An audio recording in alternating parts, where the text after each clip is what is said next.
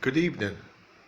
Today is Wednesday, the 4th of September 2024, and the time now is 25 minutes past 6 p.m.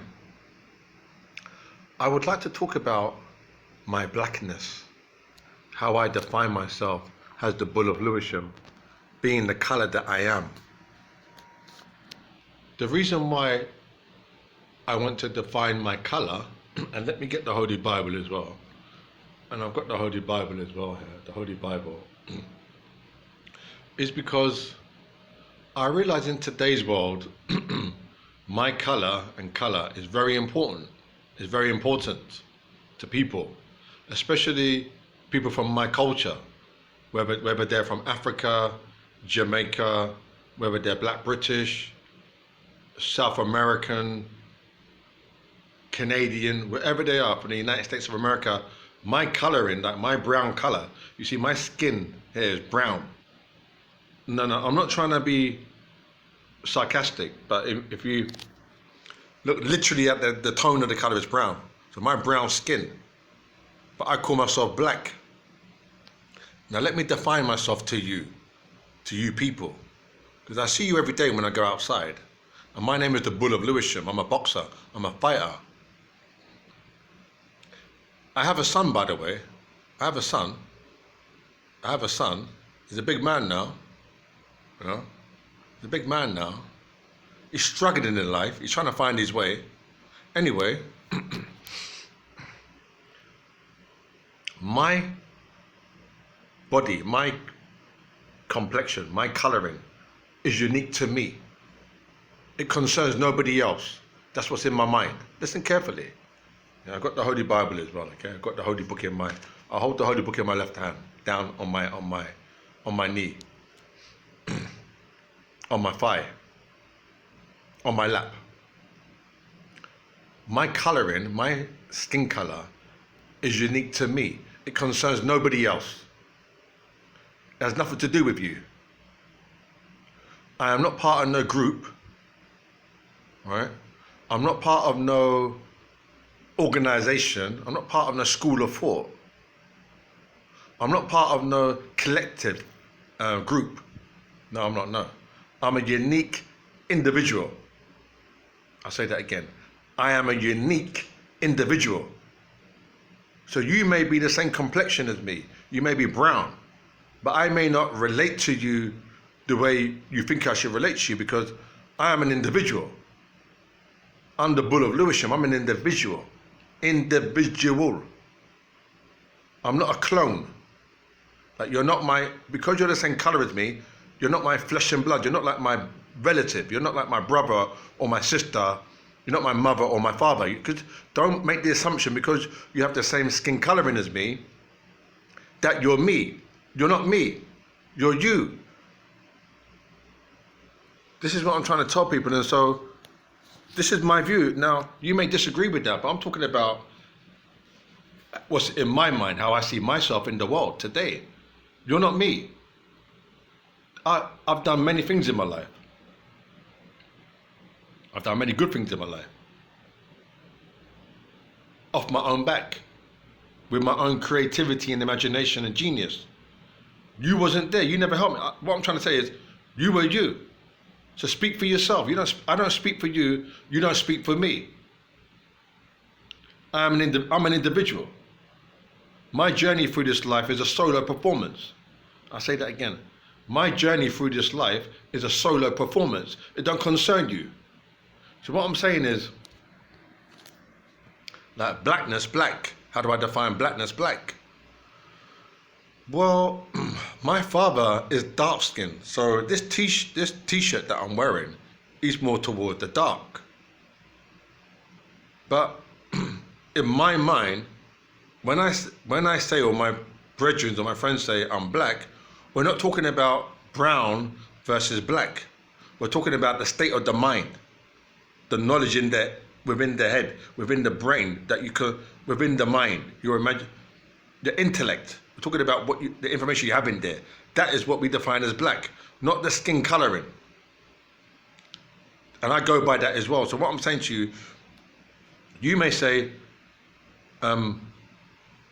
that my father is a black man, because my father's darker than me, because my father's from Jamaica and my mother's from St. Lucia. That's why I'm fairer than my father, because I've got the mix.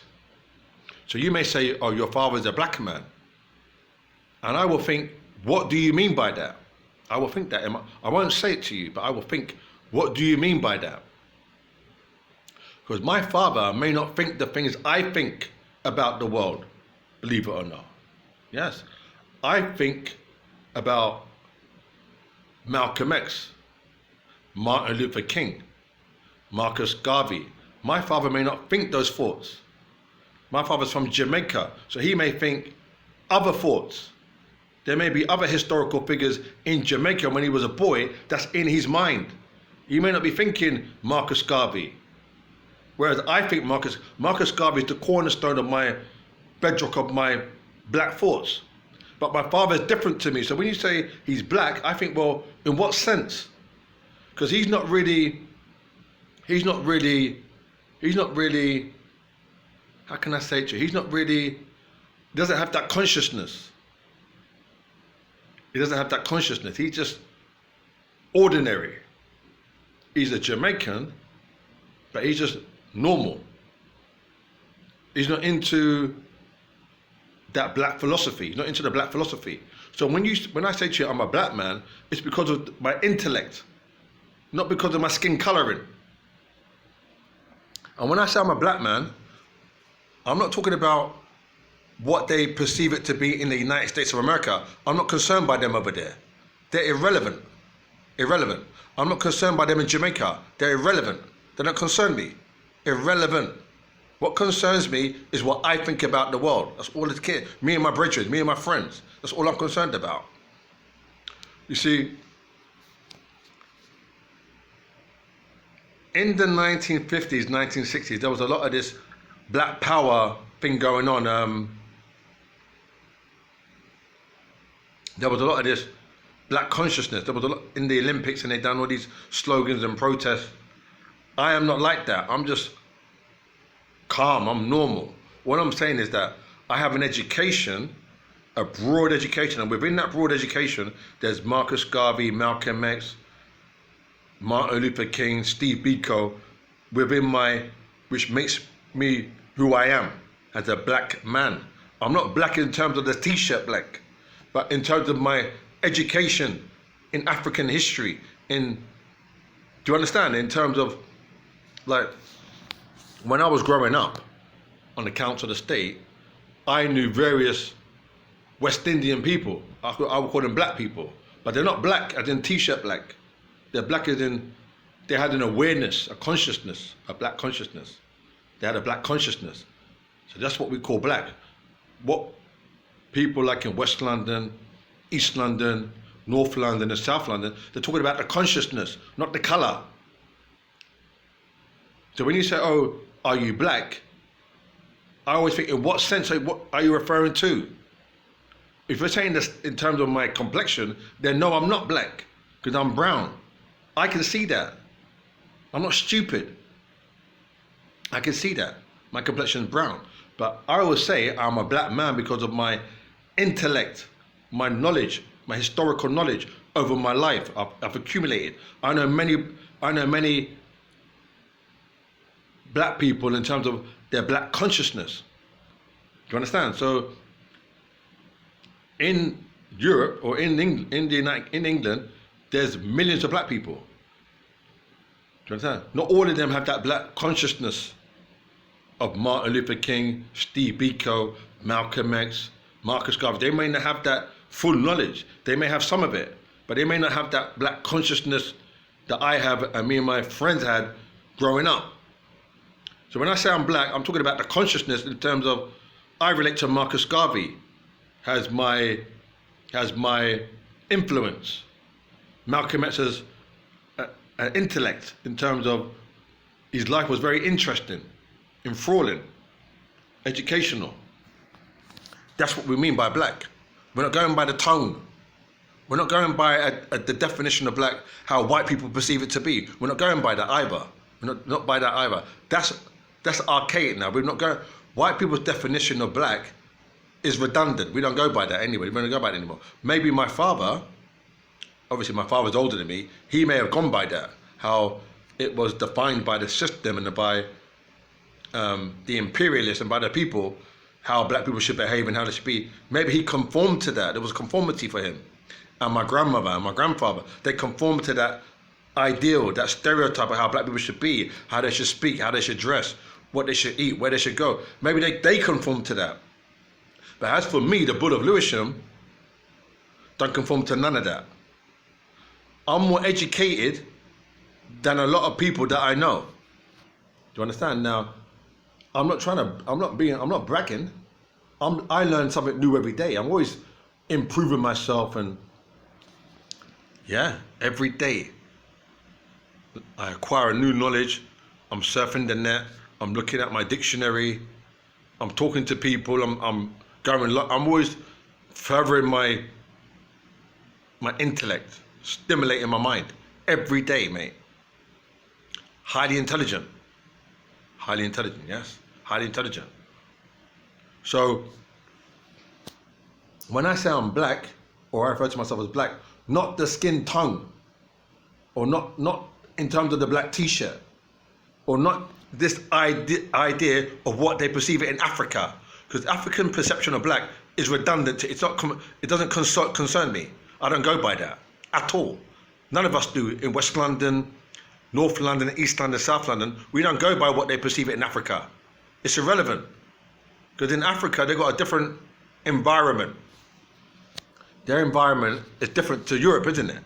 They've got a more, how would you say, their environment in Africa is more rural, more land and animals and tigers and elephants and giraffe. It's a different rural environment. So their mindset is different. They've got a different perception of reality to survive in that environment. So my perception, different to theirs. So what they perceive of me and how they perceive of themselves is irrelevant to me. It don't concern me. Do you understand?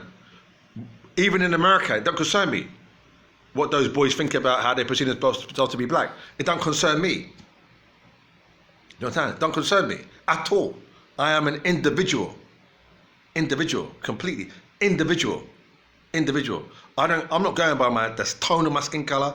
I'm not going by the black of the t-shirt. No, I am an individual. In terms of I am unique entity. There's nobody else like me. I'm unique. You can call it black. You can call it redskin. You can call it brown. Whatever. Creole, mixed race, whatever. Unique. There's nobody else like me. I'm unique. I'm a trendsetter, influencer. You understand? I'm ahead of the game. You're not on my level. I'm unique. I'm not going, when I say unique, I'm not going about the brown skin or the black t-shirt or what white people perceive black to be, because I know that we're in England. And black people have lived with the English for a long time. I would say for over 80 years. Maybe 70 years. Lived with the white people. So white people know a lot about black culture. So they understand, like, even if you go Brixton, South East London, Brixton Library, there's a lot of information on black culture. So white people know a lot about black culture. So they've got a perception or idea of how it should be, how we should talk and what we should eat and where we should go and how we should dress, the types of jobs that we should do, the kind of things we should be talking about, the kind of music we play, the kind of, how we dance. White people are they're concerned about, like, they love the way we dance. Calypso and the way they love the way we dance. They find that interesting. Like the programs that we watch on television. But what I'm saying to you, that's redundant. I'm not going by that. It's irrelevant. Don't concern me at all. It's redundant, irrelevant. What concerns me is what I perceive of the world, like from here, looking out. That's all that concerns me. So I'll give you an example. If I go to France and I see the Eiffel Tower, it's my perception of the Eiffel Tower at that time. It's not like what I heard somebody else say about the Eiffel Tower that was a white person. And I run that through my mind as a comparison to my observation. I don't do that. When I'm standing in Paris, I'm looking at it as through my perception, my analysis. So I will say, wow, it's really lovely. You know, this is the city of love. I would think those thoughts like, wow, it's amazing. It's really lovely. You know, it's romantic. I'll think that those are the words that I will think and feel in me. I won't be saying it in what they say in America or in Jamaica or black people in Brixton or what white people historically think that we think. That's redundant. It's irrelevant to me. I'm thinking how I, at that moment in time, live and direct. So I'll go to France and I'll look at the Eiffel Tower and I'll say, wow, ain't it beautiful? It's so romantic. You could fall in love here. I'll be thinking those thoughts. Like live and direct thoughts. Nothing to do with any information that I gathered when I was at primary school. That's nothing to do with that. It's at that moment. Does that make sense? So that's how we define black. Well, that's how I define my blackness.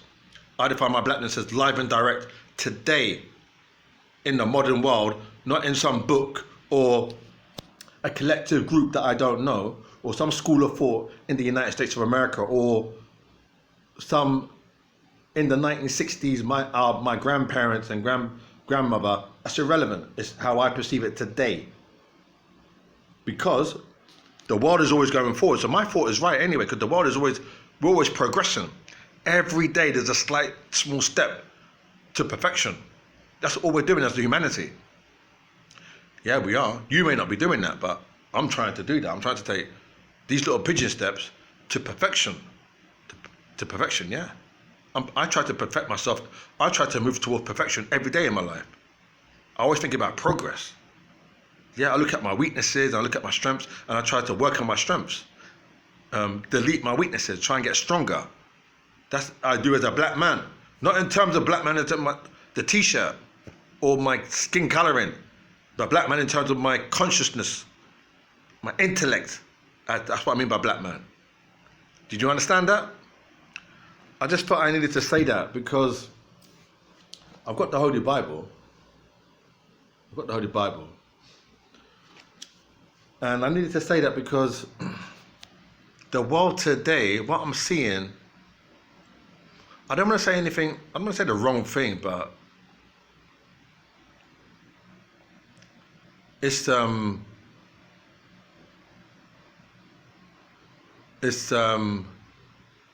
every man for himself, isn't it? Every man for himself. People don't really, they make out like, yeah, I'm like you and this and that, and it's every man for himself. There's no real, it's all like a, what I'm trying to say is, if it works for you, and there's a group of you over there like in Tottenham, let's say Tottenham, you know, Tottenham, North London. You're in Tottenham, North London, and that little council estate, and there's a group of you, and whatever you agree to be your truths and you go by and your heroes and if that works for you, that's good. You know, you listen to this type of music and you go to these places to have, you know, to dance and you do this and you do that. If that works for you, good for you, keep doing it. I know what works for me. You know what I mean? I know what works for me. You know? If I want to go down West London, I go down West London, I go to Ladbroke Grove. If I want to go see my people, I go to Ladbroke Grove. I go to touchdown Ladbroke Grove. Or if I want to go spend the whole day down West London, I go to Shepherd's Bush. Walk through Shepherd's Bush. Go to the bookie shop. You understand? Or what else can I say to you? It's hard to explain to you like this, but there's different areas, pockets of London where I can touch base with my people like-minded. That's the thing you got to understand. Okay, what it is, one last thing. I think the definition of blackness comes in many different segmentations. I think people have broken it down into different chunks. So what I would say is, my black consciousness, there are black people in London, maybe in West London and South London, who have the same consciousness as me, that level, that outlook. So we can touch base anytime, 24/7, do you understand? Whether in West London, North London, East London, South London, we can always meet mind to mind and understand because we have the same kind of beliefs, more or less, the same types of beliefs and ideals and thoughts. We're not working on the black. We just have a similarity in terms of outlook. It's not about color. Do you understand that? So it's not about color. It's about connectivity. It's about consciousness. It's about relating to another person on that level. That's all it is. That's when we say we're black. Because we, the collective group in West London, East London, South London, North London, we say that because we are similar, we may only be, there may only be just under 1 million of us in North, East, South and West. Say 1 million. And that million is a minority in terms of the whole black people in London, isn't it? It's still a small amount. So what I'm saying is, if there's 1 million of us, that million that we call million, we say it's black. Now, the bigger group, follow me now, the bigger group of black people who are not within that 1 million, they might say that we're black. And they've got a different type of consciousness. So they might say, well, we don't go carnival. Like this, the bigger majority might not go carnival. They may go to Glastonbury. You know Glastonbury? Have you heard of Glastonbury? This group, the larger majority, they may say we go Glastonbury to let their hair down and listen to music. But my group will say, nah, we don't go Glastonbury, we go carnival. Do you understand? So there's differences. But they will say they're black and we will say we're black. So that's all it is. It's just they say black and we say black. Do you understand? So it's no biggie. Like what no biggie means, it's no big deal because it's survival. It's just survival because there are different racial groups in the world. There are different racial groups. There are different tribes of people. There are different DNA, genetics. It's hard to explain, but I think we can all see that. You can see that we gravitate to people who are similar to us, and we can see that when we go out there, who to talk to, who not to talk to. We can see straight away. You can see like-minded people. That's what it is. Like-minded people. That's what I should have said from the start. Like-minded people. You can see like-minded people where you know you have an easy conversation. You won't have to be stressing or worrying yourself that you said the wrong thing or it didn't make sense, or it's just that there's like-minded people in the world. And that's what we're talking. That's what we call black in the hood. When I say in the hood, in the inner city, we call that black. Do you understand?